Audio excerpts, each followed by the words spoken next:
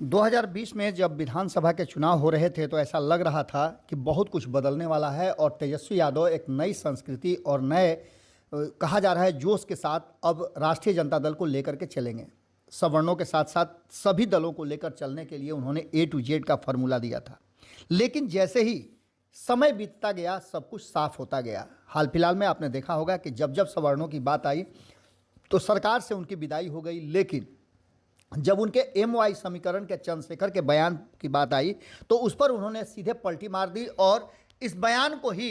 सही ठहराते हुए उन्होंने कहा कि हम इन सब चीज़ों को नहीं मानते हैं, संविधान के तहत इस देश चलता है और राज्य चलता है। इन सारी बातों के साथ साथ अब लगातार बयान जिस तरह से आ रहे हैं, जिस तरह से सेना को लेकर के बयान आया, उसके बाद आपने देखा कि रामचरितमानस पर बयान आया और सुधाकर सिंह जो सही बातें कह रहे थे, जो व्यक्ति पर हमला कर रहे थे और 17 साल के शासन पर बात कर रहे थे, तो चूंकि तेजस्वी यादव को सत्ता में बने रहना था वो इस पर कायम रहे और सुधाकर सिंह को नोटिस तक जारी कर दिया गया। लेकिन हम उससे बड़ी बात कहने जा रहे हैं। एक बार फिर से वो चेहरा जिसको लेकर के नीतीश कुमार 2005 में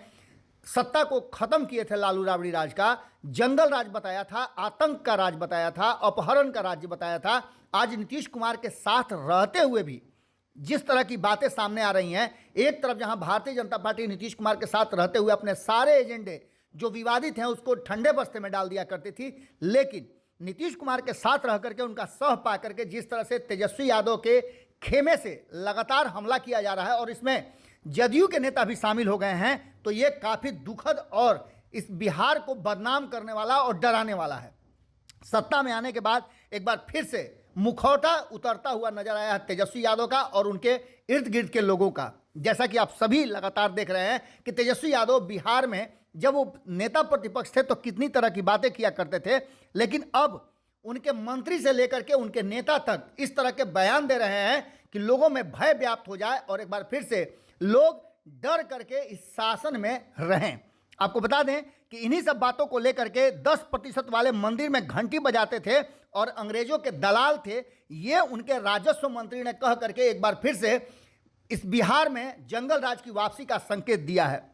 जैसा कि आप सभी जानते हैं कि उन्होंने कहा कि जिन्हें 10% में गिना जाता है वह पहले मंदिर में घंटी बजाते थे और अंग्रेजों के दलाल थे, उनके सामने जो आवाज़ उठाता था उनको जुबान बंद कर दी जाती थी। ऐसा कभी नहीं हुआ है और न इसके कोई प्रमाण नजर आते हैं, लेकिन अपनी सत्ता और अपनी सत्ता की हनक दिखाने के लिए और एक बार फिर से बिहार को उसी आग में झोंकने के लिए कहीं ना कहीं राष्ट्रीय जनता दल तैयारी कर चुकी है। नीतीश कुमार से असंतुष्ट और मुख्यमंत्री तेजस्वी यादव को नहीं बनने के कारण अब इस पूरे मामले को एक बार फिर से उसी आग में झोंक करके सत्ता की मलाई चावना चाहती है। लेकिन कहीं ना कहीं इस तरह के बयान बिहार और बिहार के संस्कृति के बिल्कुल खिलाफ है। हमने प्रयास किया था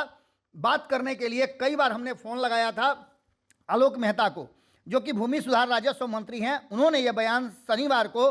गोराडीह प्रखंड अंतर्गत सालपुर पंचायत में कहा और वो एक जनसभा को संबोधित कर रहे थे जो 2 तारीख को जगदेव बाबू की जयंती है, उसी जयंती के कार्यक्रम के सिलसिले में गए हुए थे। अब देखना दिलचस्प होगा और सबसे बड़ा दुखद का भी होगा कि इस बयान के बाद अब किस तरह की प्रतिक्रिया आती है। एक बार फिर से 2024 और 25 के चुनाव से पहले इस तरह का माहौल खड़ा करना साफ दिखा रहा है कि भारतीय जनता पार्टी और जहां तक महागठबंधन की बात है और NDA की बात है उसमें सत्ता की लड़ाई शुरू हो चुकी है, जिसमें आम जनता को टारगेट किया जा रहा है और जातीय से लेकर के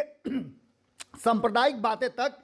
शुरू हो चुकी हैं। देखना दिलचस्प होगा कि इस पूरे मामले को लेकर के A to Z की राजनीति करने का दावा करने वाले तेजस्वी यादव आखिर क्या फैसला लेते हैं और क्या उनके यहाँ सवर्ण इसी तरह से चाकरी करते रहेंगे। इस तरह के बयान कहीं ना कहीं भड़काऊ हैं और ये दिखाते हैं कि लालू राबड़ी शासन का एक बार फिर से आगाज हो चुका है। अगर ये वीडियो पसंद आई और वह बिहार के राजनीति और बिहारियत से सरोकार रखेनी तो सब्सक्राइब बटन दबा के चैनल के सब्सक्राइब कर ली। ओजे एगो घंटी बा, ओकरा बटन दबा देला से कुल सटीक और मारक खबर रुआ मुफ्त में मिल जाई। अगर रुआ पत्रकारिता के हमनी के नया प्रयोग में सहयोग कर चाहतानी तो ज्वाइन बटन दबा दी। पेटीएम नंबर नोट कर ली 9386